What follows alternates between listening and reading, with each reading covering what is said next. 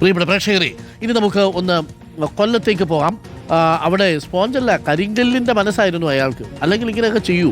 ഭാര്യയുടെ സ്വകാര്യ ദൃശ്യമെടുത്ത് വെബ്സൈറ്റിൽ ഇടുക, കൊച്ചുകുഞ്ഞ്, അത് 4 വയസ്സ് മാത്രമുള്ള കുഞ്ഞിൻ്റെ മുന്നിൽ വെച്ച് ലൈംഗിക വൈകൃതം കാട്ടുക. ഇതൊക്കെ ഒരു മാനസിക രോഗമാണെന്ന് വേണമെങ്കിൽ പറയാം. അതിന് കൗൺസിലിങ്ങിന് കൊണ്ടുപോകാൻ ഭാര്യ തയ്യാറുമായിരുന്നു. പക്ഷേ കൗൺസിലിംഗ് കഴിഞ്ഞ് വന്നിട്ടും പഴയ പടിയിലേക്ക് കാര്യങ്ങൾ പോയാൽ ഒന്ന് ആലോചിച്ച് നോക്കൂ.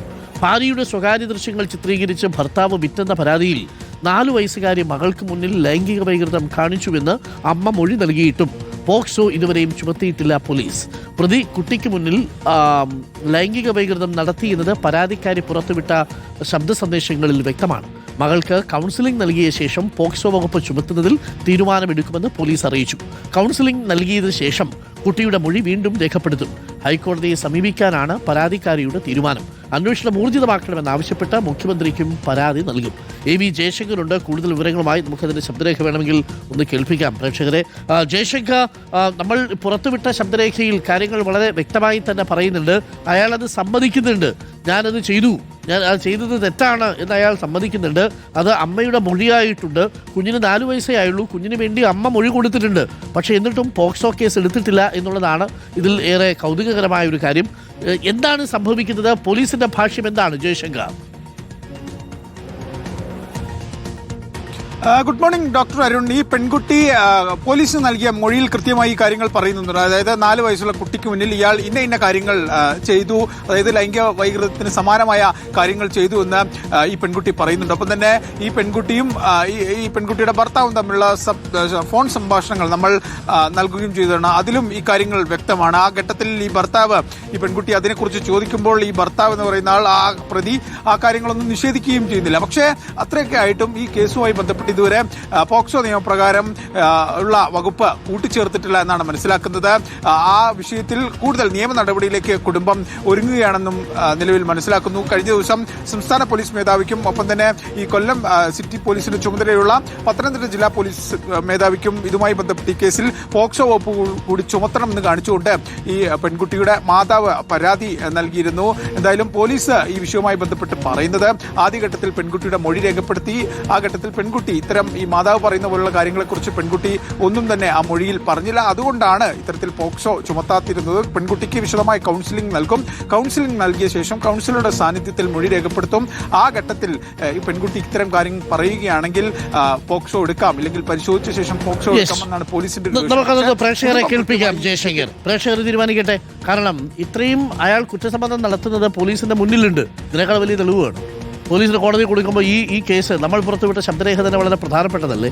ആ ശബ്ദരേഖ നമുക്കൊന്ന് കേൾക്കാം. എന്താണ് പറയുന്നത്? നീയെല്ലാം അപ്ഡേറ്റ് ചെയ്തെന്ന് പറഞ്ഞാൽ നമുക്ക് ഇത് കേസ് കൊടുക്കണ്ടേ? ഐ മീൻ അതാരാ? നീ പറഞ്ഞു ഏതോ ലിങ്ക് നീ കണ്ടുപിടിച്ചു, അതിൽ കയറി നോക്കിയപ്പോൾ ഇല്ലാന്ന്.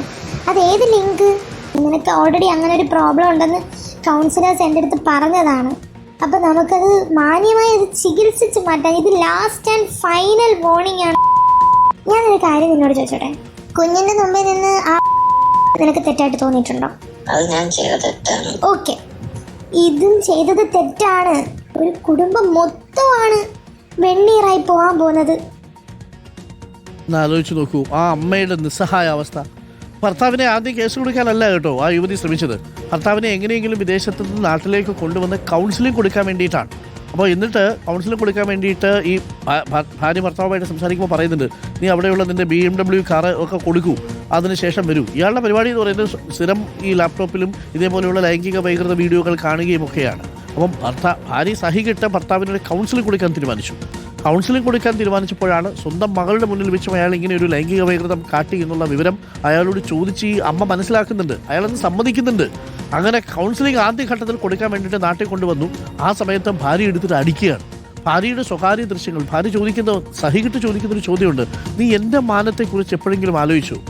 എൻ്റെ ശരീരം മറ്റുള്ളൊരാൾ കാണുന്നതിന് നിനക്ക് ഒരു ബുദ്ധിമുട്ടുമില്ലേ എന്ന് ചോദിക്കുന്നുണ്ട് ഈ ഭാര്യ.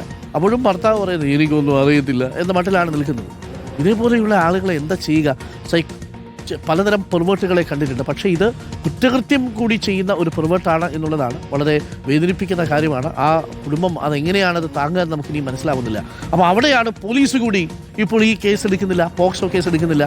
ഇതിൽ അയാൾ സമ്മതിക്കുന്നുണ്ട് താൻ കുട്ടിയുടെ മുന്നിൽ വെച്ച് ഇങ്ങനെ ചെയ്തു എന്ന്. അപ്പോൾ സ്വാഭാവികമായും പോക്സോ കേസ് എടുക്കാൻ അത് പര്യാപ്തമാണല്ലോ? അതാണ് പ്രധാനപ്പെട്ട ചോദ്യം. അപ്പോൾ പ്രിയപ്പെട്ട പ്രേക്ഷകരെ, കേസെടുക്കാതെ നിവൃത്തിയില്ല. സമയം 8 മണി കഴിഞ്ഞ് 24 മിനിറ്റ്. നമുക്ക് ഒരു കുഞ്ഞ് ഇടവേള വേണം. ഇടവേളയ്ക്ക് ശേഷം പ്രിയപ്പെട്ട പ്രേക്ഷകരെ നമുക്ക് തിരിച്ചു വരാം. നമ്മുടെ പുലികളി ഉണ്ടല്ലോ, പുലികളി വിവാദമായിട്ടുണ്ട് വീണ്ടും.